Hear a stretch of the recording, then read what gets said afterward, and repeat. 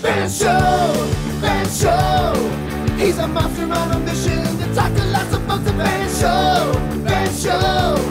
Hey everybody, it's the Van Show! Woo! Yay! Oh, there we go. That's the excitement we're talking about. Yeehaw! Yeah, we're in Texas, baby. All right. Welcome, welcome, welcome. Thank you for coming to the show. We are super duper duper excited because today we have Mr. Wolf. Say hello. Hello, Van. Hey. So I was curious if when I said Mr. Wolf, you were gonna go, ow. No, I was going to say Mr. Wolf is my dad. Oh. Very cool. So tell us. So we want to learn about you. That's why we're on the show. Okay. So first of all, tell us where you're from. I'm from Asheville, North Carolina, Paris of the South. Ooh, is that really what it's called? Yeah. The Paris of the South. When did you realize that art was something you were really passionate about? That it was something that maybe you were going to do for the rest of your life? Well, you know, when I was a kid, even when I was 4 years old, I remember very distinctly walking down my driveway. I had a moon pie in my hand. Ooh, yum. And I suddenly heard the crunching of the gravel beneath my feet. And I began to understand that the weight of my body was I was actually being drawn by the Earth's gravity to the Earth. Oof. And that was creating rhythm in me. And I naturally began to say words over that rhythm. And so I would say these repetitive phrases over and over and over. Like I would say, Daffa and Dilly, Daffa and Dilly. Daffa and Dilly are two pretty flowers. And every time I said something, I would hit the ground and I began to understand rhythm was part of my body. Wow. Very early age. Yeah. And so, but like, when did you realize that was poetry? I mean, because it sounds like you weren't trying to make a poem. You were just recognizing a natural rhythm in your step and in your language. But when did you tie that to, like, this is an art form? This is like something that other people do. I think that's a very good question, because I think a lot of poets, they don't write because they think, oh, I need to write a poem. They write because they have something to say inside of them. They have something inside of them that needs to get out. When we create, it doesn't matter what art form you have, it's because you have an urgency. It's almost like an itch. You have to get it out. When I was in 7th grade, when I was about 12 years old, I had lost a penny behind the baseboard in my bedroom. And I had a lot of anxiety when I was a kid, from being a young kid all the way through high school. I had a lot of anxiety. And of course, back in those days, we just called it cowardice. We didn't have a lot of words for it, right? And so I was feeling kind of bad about it. And this penny was behind the baseboard, and I couldn't stand the idea of the penny being behind the baseboard and nobody knowing about it.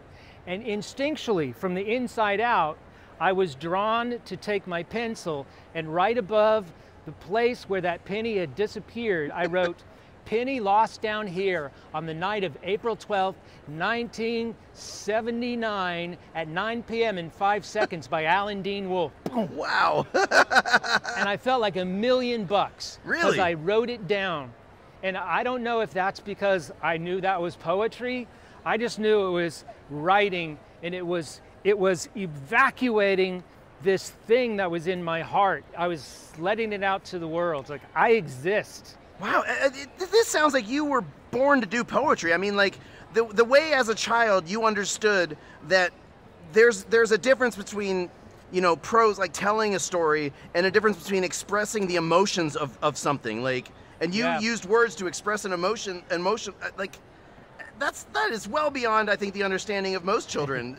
You are a bit of a prodigy, it sounds like. Well, I wrote on those walls all the way through 7th grade and 8th grade, all the way through high school and college, grad school. I went back when I went out of town, and I wrote on those walls for 47 years until we finally had to sell the house when my parents died.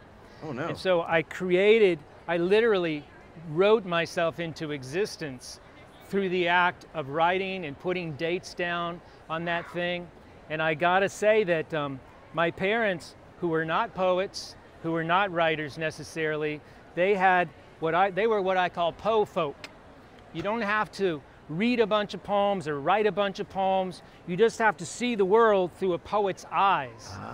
And by doing that, seeing the world as if seeing it for the very first time, for example, you have to turn the ordinary into the extraordinary so that you begin to see the extraordinariness in the ordinary things already.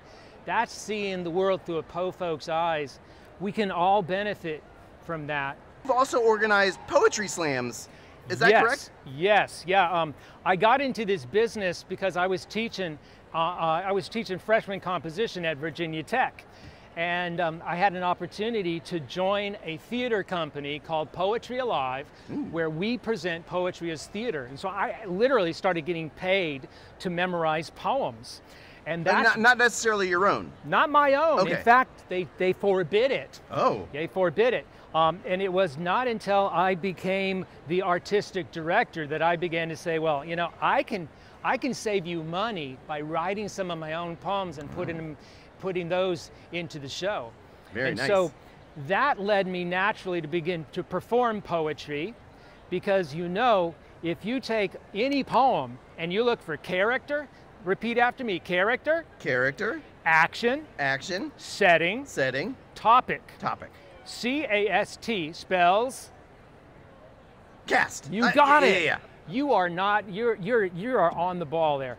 And so, if you take any poem and you just figure out what are the characters, the actions, and the setting, then you can turn it into a theater so that you make meaning from the experience that you have with the poem, rather than trying to start finding the meaning. You actually internalize it. Now I want to talk about some of the like specifics of the books that you've written. Sure. Now the first one I'd like to talk about is the Titanic book. Yes. Yeah. I don't have a copy of it here. That's okay. But yeah, I wrote a book in 24 different voices about the sinking of the Titanic. All in verse, correct? All in verse. Yeah. Exactly. In other words, the lines break. They weren't all specifically poems, but they were in a sort of a form where the line breaks and it draws your eye down the page. And the iceberg is one of the main characters who speaks in it, and it speaks in iambic pentameter. In other words, it has 5 feet in every line, right? Yeah. It goes lub-dub, lub-dub, lub-dub, lub-dub, lub-dub, 5 times, like a heartbeat has 2 parts. And as the book goes on, the lines get shorter. So instead of 5 feet, it'll have 4 feet, iambic tetrameter, because the iceberg is melting. There's stuff like that I can do. For example, I had a shipwreck in there. The shipwreck had a speaking part too, because I believe that history is like pointillist painting. And every story, like you have your story and I have my story, and everybody out there has their story to tell. Sure. They're going to leave this interview with their own story to tell. And until we interview them about what happened here, we're not going to have a full, complete picture of what happened. Absolutely. They're all points on the canvas of a painting. And everybody has power and beauty, but until you stand back and you see them in context with one another, you don't really see the big picture of how we all fit together in one picture. But tell us a little bit about the books you got here. All right, well, I have on display here my latest picture book, which is called How to Tantrum Like a Champion, 10 Small Ways to Temper Big Feelings.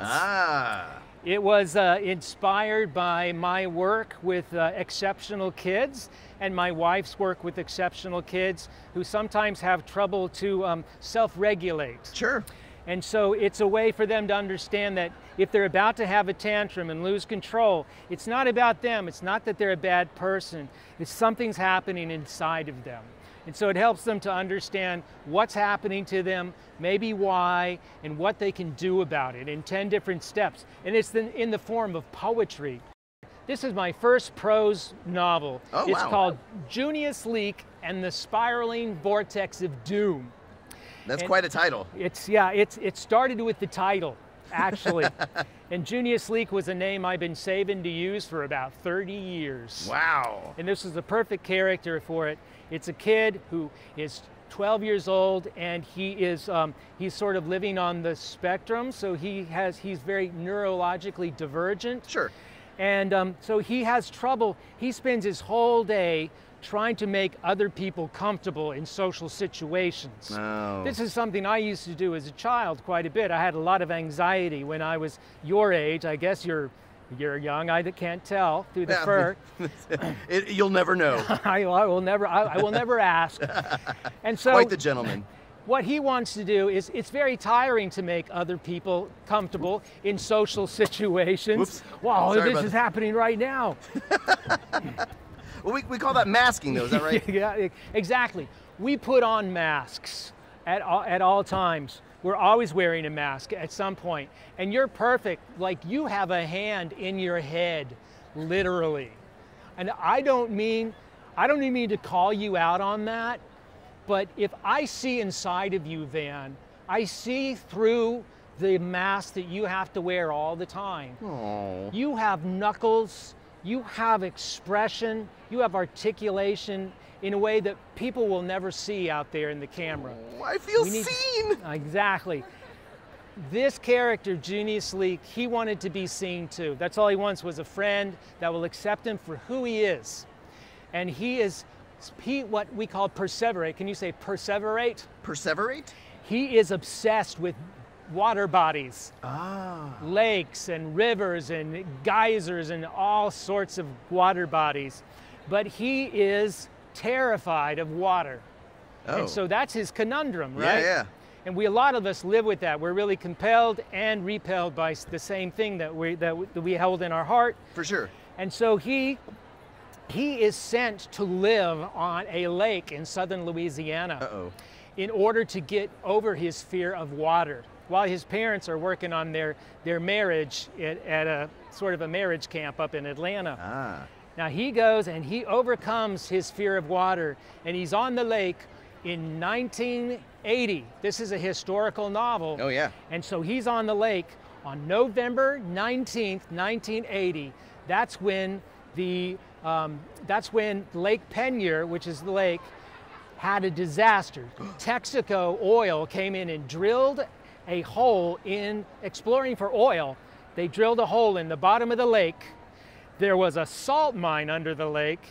They drilled a 14-inch hole into the salt mine, and it grew and grew, and the entire lake drains away in 4 hours. What? It creates a spiraling vortex like water draining from a bathtub. And it takes down 11 barges. It takes away 68 acres of land. What? A sinkhole develops and begins to peel big slabs of mud into it. Oh, no. The Delcambre Canal reverses flow and begins to fill the hole back in. And by the way, there are 55 miners in the salt mine as the water's coming through, right? Oh, no. The Delcambre Canal begins to refill this freshwater lake with salt water. And in 4 days, it's completely refilled. And there's this, listen to this, is the best part of the story. All right. There's a glub, glub, glub, and then 9 barges sprout up from the water like corks in a bathtub. That's incredible. 9 of those 11 barges. There was a tugboat, 150-foot waterfall developed, and a tugboat got sucked off of it and thrown into this hole. Oh my goodness. And out of all of that destruction, not a single human being lost their life. Oof. I want to see some juggling. I heard you know how to juggle. Well, you know, I don't know how to juggle, but I do have something. Oh, okay. What happens if you take juggling and poetry and you put them together? Does this have something to do with those insane clown posse guys? No, I don't know what you're talking about. The juggalos? No. But I would probably like them a lot. I don't know if they juggle, but they do dress up like clowns. I'm talking about taking poetry and juggling. You smash it together, you get pogling. Pogling? Oh, I like that even better. Okay, so pogling. What I'm going to do, and I have different things I do, and there's three juggling balls here, right? Yes. And so if I have a metrical rhythm that goes 1, 2, 3, 1, 2, 3, 1, 2, 3, 1, 2. You're doing a waltz. Exactly, Van. You got it going on. I'm doing a waltz. And a dactyl, say dactyl. Dactyl. A dactyl is a type of a metrical foot that has 3 syllables. And it's like the waltz of words, right? And so you can see the rhythm of 3, a count of 3 in these juggling balls. When I juggle them, I'm also going to simultaneously juggle the syllables of the words that come out of my mouth. Whoa. And you will see a visual representation of the rhythm of this poem. I can't wait. Okay, I call it the dactyl poem. I'm not a professional juggler. If I drop one of these things, I want you to pretend like nothing happened. Oh, 100%. All right, here we go.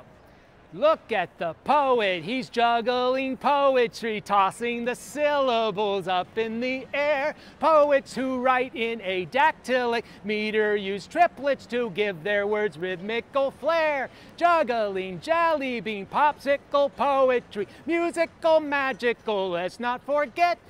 Quizzical, skeptical, phantasmagorical, strawberry barbecue, done. Woo! Thanks for coming on the show. This has been a blast. It's my pleasure.